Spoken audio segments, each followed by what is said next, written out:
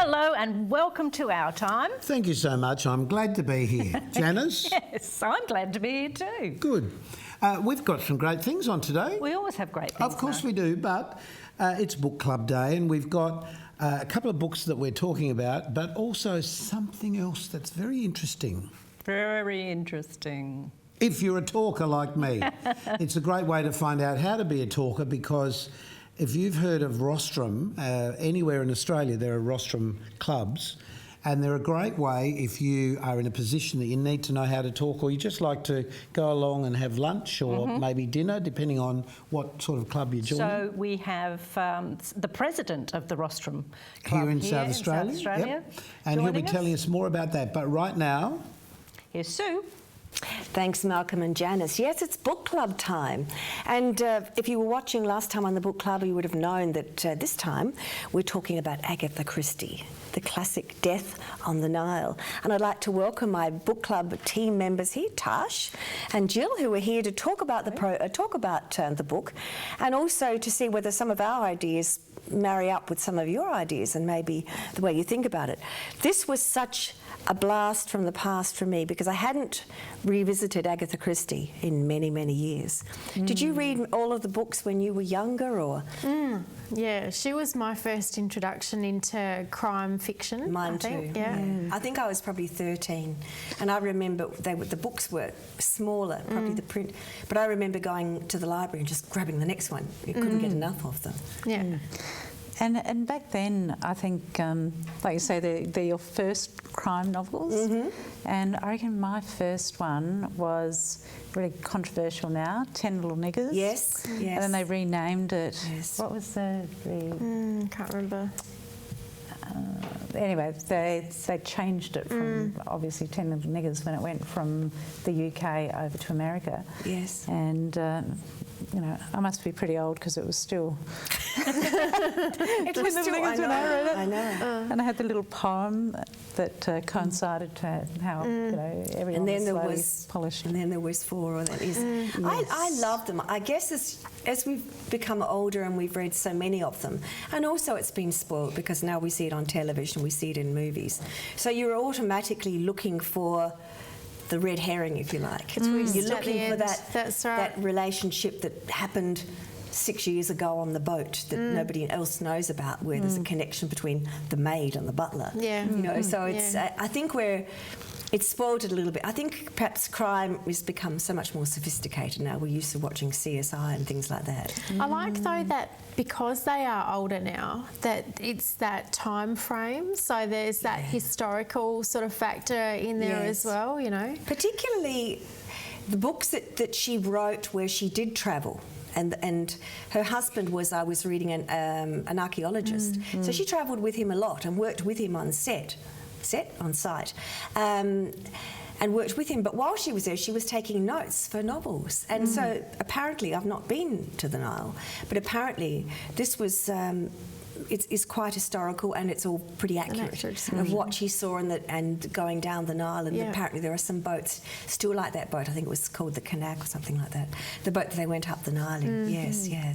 But I have to say that I enjoyed the journey, and I remembered just a little way in. I remembered who done it, if you like. Yes.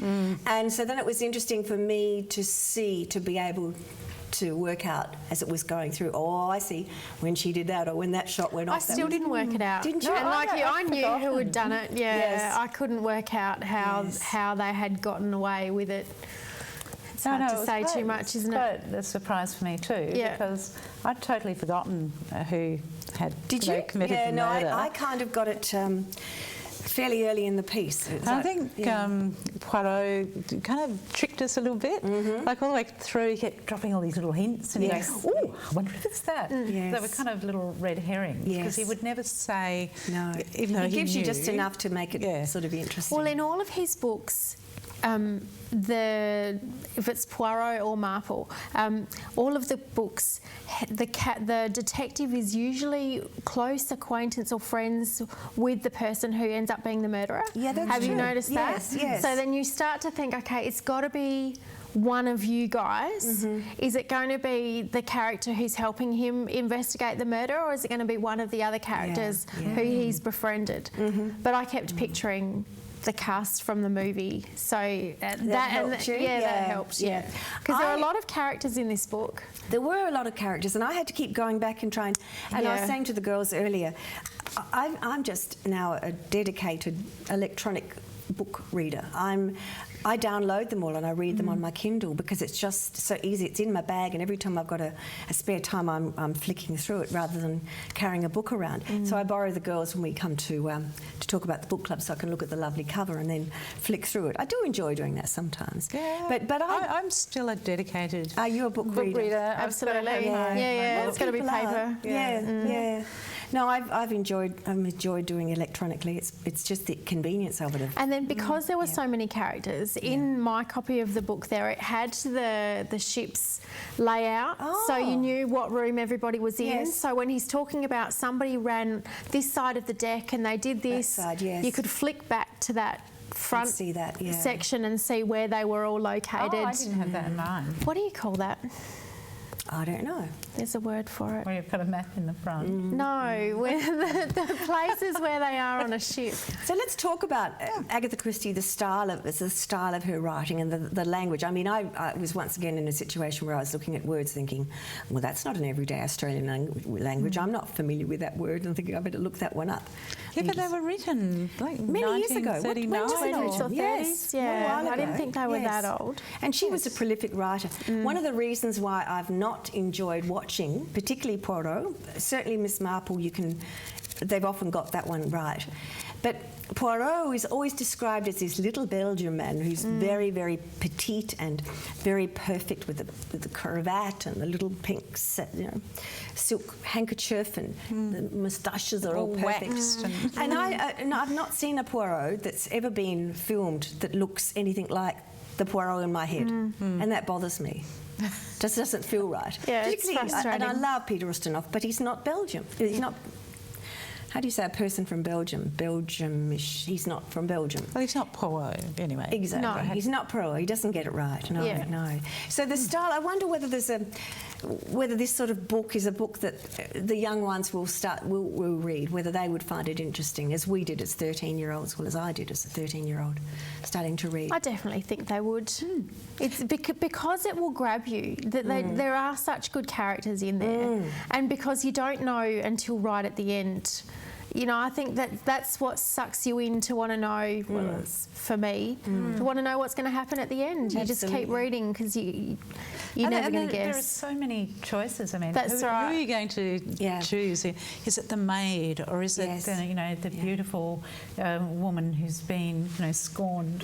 Scorned lover. Yeah. That's one of the appeals to me of the way she writes, in that every character that was on that boat had a motive, really. Yes. Had a reason why Well, they that's could have right. been implicated. Yeah.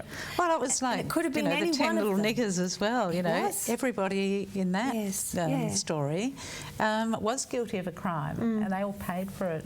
And I love that he gathers them all together at the end. You know, that I'm going Because he to wants to be the explain the master. whole thing, Yes. and I'm going to get you all together and tell everybody why all the rest of you could have done it. Yes. But then I'm going to tell you who did it. But what about in the end? You get robbed anyway because of.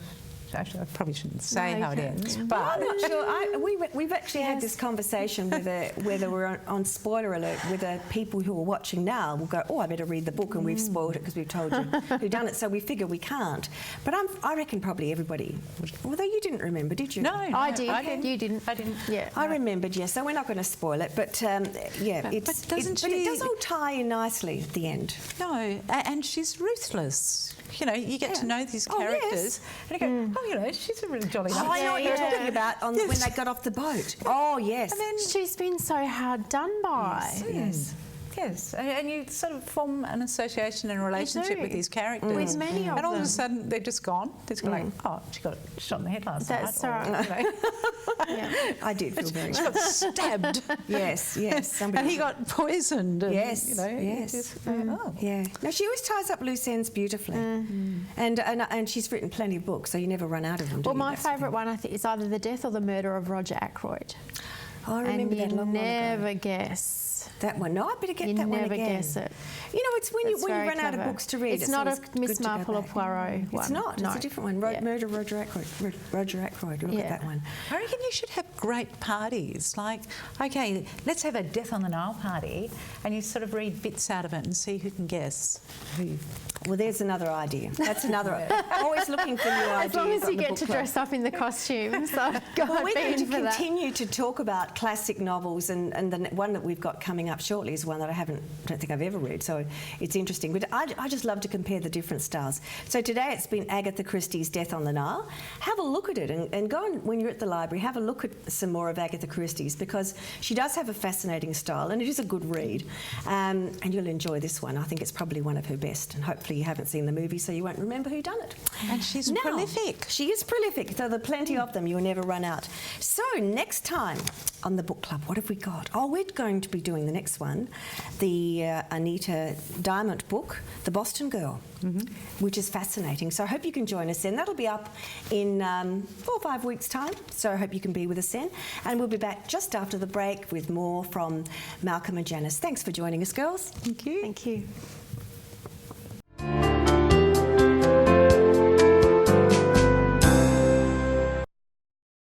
Welcome back. Here we are. We are with a very special guest from Rostrum. Rostrum? Do you know about Rostrum? No, I It's not don't. the thing you stand on. Well, that's what I would have thought it No, was. it's a brilliant organisation, and Ina Herring is here to talk to us about exactly Rostrum and how well it's sort of done throughout Australia. Welcome to Malcolm. the program. Thank you, Janice. Thank you for having me on tonight. Where did it begin, Rostrum? It began in the UK in 1923 and in Manchester. And some 7 years later, it came to Australia in 1930. And ever since then, it's been expanding across Australia. And today we have over 100 clubs and about 1,700 members spread across all the states and territories, except Northern Territory, unfortunately. So if you've never heard about Rostrum or what Rostrum is, just explain how the organisation works. It's a confederation of clubs, if you like, wherein a member or a person off the street can recognise that he or she needs to improve their public speaking skills, so they can contact Rostrum through the website and come along as a visitor. And what we provide is a non-threatening environment in which people can practice the art of public speaking, because it is an art and it's usually a thing that people are quite afraid of or apprehensive about. Yes, in the it community. is something that's that they have as subject at school, though, don't they? Well, Is the it public students, speaking. the students are now embracing this as well, which is fantastic to see. And I will talk about Voice of Youth in a minute, if you like. That's a Okay. program that Rostrum runs across Australia. Yeah. But people will come as a visitor, and if they like what they see, then they can simply join. And Well, for the a good thing nominal about it, fee- there's a structure in place, isn't there? there is a structure. There is normally 3 parts to a meeting. One is the formal business meeting, where people are also become familiar or taught or become familiar with the conduct of meetings, how to chair meetings, how to move motions, and all those things, because that's important in quite a number of environments. Well, pretty much in every environment that involves government. Well, that's right. There is business. formal structures you've got to become familiar with if you in those things. We're trying to avoid having too much formality, though, because it might turn some people off as well. If you're in an ordinary organisation, in a manufacturing firm, you might have a management team that will meet on a monthly basis, but you don't need to be that formal there. So we're trying to present both sides of that argument, or that situation, if you like. And then, of course, the main part of the meeting, the structure, is the speaking programs, where people are presented or asked to present speeches that they may have taken some days to prepare. And this is a subject that's given to them to prepare, isn't it? Yes, that's right. There is a person in each club called a program director that will set out the speaking programs for the next few meetings, and somebody will come along and present 5 minutes on some topic that's been given to them. And the third part, which I think is the most important part, is there is a coach or a critic. Critic is has negative connotations, but there's a coach that at each meeting who's trained to give immediate feedback, and will say or tell that person or the meeting in front of everybody else how they can improve themselves, what they did well, and maybe what they can improve on. And if you make a mess up, if you make a mess of a speech, it's non-threatening, and you're not humiliated, and you can walk away still feeling good about yourself. It's just about learning, isn't it? Yeah, I was going to say though, because that can be for some people quite confronting. Yes. To be in a group of people having to speak. Yes. I would And say then to that's be quite. critiqued. Yeah, and to be critiqued on it. Yes, that's right. Yeah. But it's done in a constructive way. Okay. And Like, you're no good, get out of here. No, but I would have imagined. None of that? I haven't seen that yet. No, okay. Just to have a one-on-one with somebody before you actually went into a room with a group of people. Well, there's all sorts of opportunities for that as well. Oh, okay. But in the formal meeting structure, it's done so that the whole group can learn from each individual's presentation. You know, a good friend of mine has been a member for quite some time, and she loves doing the speeches. Yes. But she always rehearses either on the phone or at home when I see her. you generally She'll do, run yes. through the speech it. because there's a time frame in place, isn't there? You've got to. Is it 6 minutes? Oh, it varies. Varies, okay. Just to make it more interesting so that they're not all the same, but normally 5 minutes or 6 minutes, yes. And the idea is that you should stick to that time, because in quite often in business or in an environment where you're given 10 minutes to talk, it's no good trying to prattle on for 20 minutes. Well, even in our situation, we've just been given a 5-minute signal. So we've only got 5 minutes left to talk to you. To try- And but- we know that too, you see, so That's we it. understand the That's time right. frame. That's So right. tell And I us was a- going to talk for another 20 minutes, Well, but there you go. Yeah. no, but do So tell us talk about fast. the youth, the youth. Voice of Youth. That's a fantastic project that we embrace every year. This year, 3,000 students from across Australia, from 500 schools, signed up to participate in this competition. It'll culminate in Sydney with a finalist, where there's a senior and a junior student. There is an age group within the high school system, so there's a junior and a senior. That'll be judged the national final winners. Which is a great honour. But these students, or these young boys and girls, or young adults, Yes. are so articulate. You know, they blow you away. Is that Absolutely right? do. I mean, when I joined Rostrum 20 years ago, I've got sweaty palms just to stand up and give my name. Oh, right. You know, and Rostrum It's a gives you that shame that though confidence. for people, isn't Yeah. it? Because Yeah. really, Well, because when I was in high school, they didn't have that stuff. no. But even still, we all communicate. Or communicate even. Yes, that as well.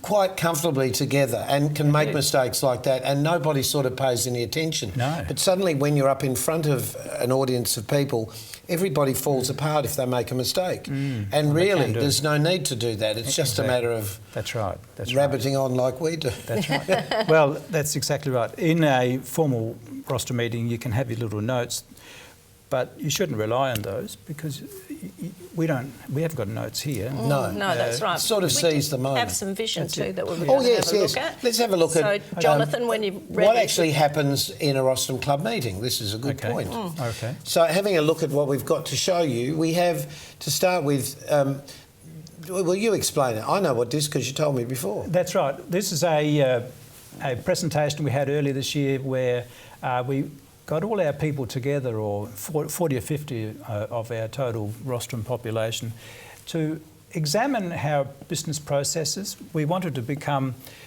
somewhat perhaps more relevant to younger generations. I mean, it's important that to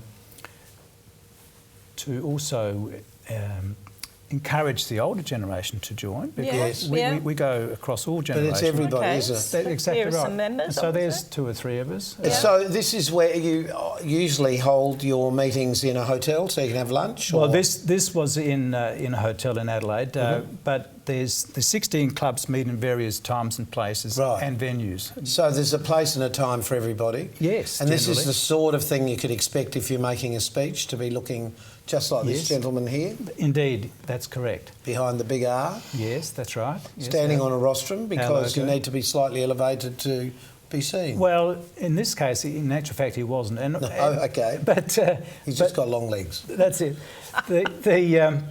He's standing behind a rostrum because there's a formal presentation, but we actually try not to have those at our normal meetings. The lecterns or the... Yes, yeah, because okay. it creates a bit of a barrier between It yourself can. and the audience. But I suppose if you put your notes there, they're closer to your eyes. And yes, and the key is not to sort of be glued to Of them course as well, not. and sort of maintain eye contact with the audience.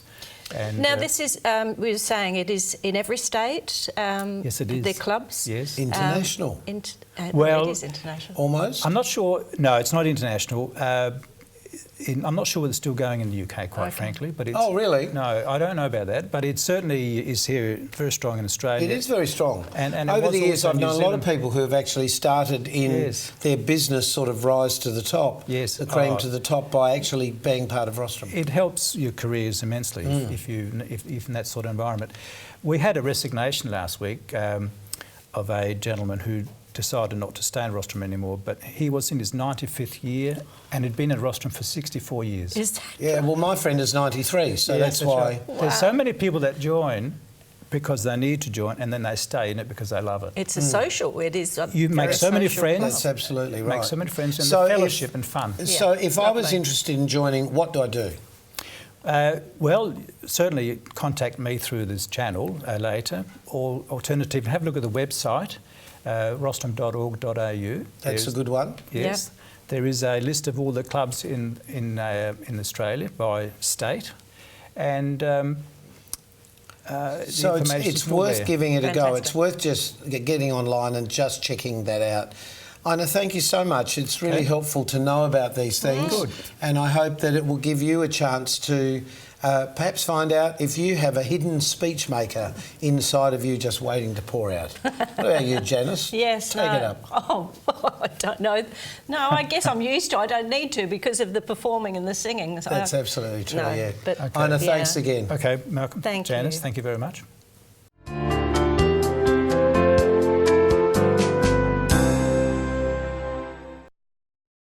Well, another wonderful program. I hope we've entertained you. We've entertained ourselves. We certainly have. In fact, we're just looking around the studio and everybody's got their phones out. We know they're watching the show on YouTube. Yes. Did you know that you can watch the program on YouTube if, in fact, you've missed it? YouTube there. Or if you want to look at any other information about the program, whether it be on Facebook or on the internet, here are the addresses right in front of you. And we'd love you to do that and pass it on to your friends. Yes, absolutely. But we have more exciting news to tell our viewers. How excited are you, Janice? So excited, Malcolm. Me too, because it's our 200th episode coming up next time. And we're hoping that next time on Our Time, you'll join us because all of the people that present the show are going to be here and we have Yes. some very special guests. And But we're going to also show you what goes on behind the scenes, aren't we? Is that what we're hoping to do? not in the dressing room, I hope. No. Well, we'll introduce you to the girls that do our makeup. I 'cause don't they're wear all makeup. From This is perfectly mine, natural. Mine then, my Yes. face. Yes, we understand that. But yes, we're going to introduce everybody who Yes. works on the program because, in truth, we really are a big family. Yes, we and are. we love coming together to put the show together. But what you don't normally see is who's behind the camera, who's pushing the buttons, who's listening to the microphones and all those things. That's so it. we'll show you and introduce you to those people.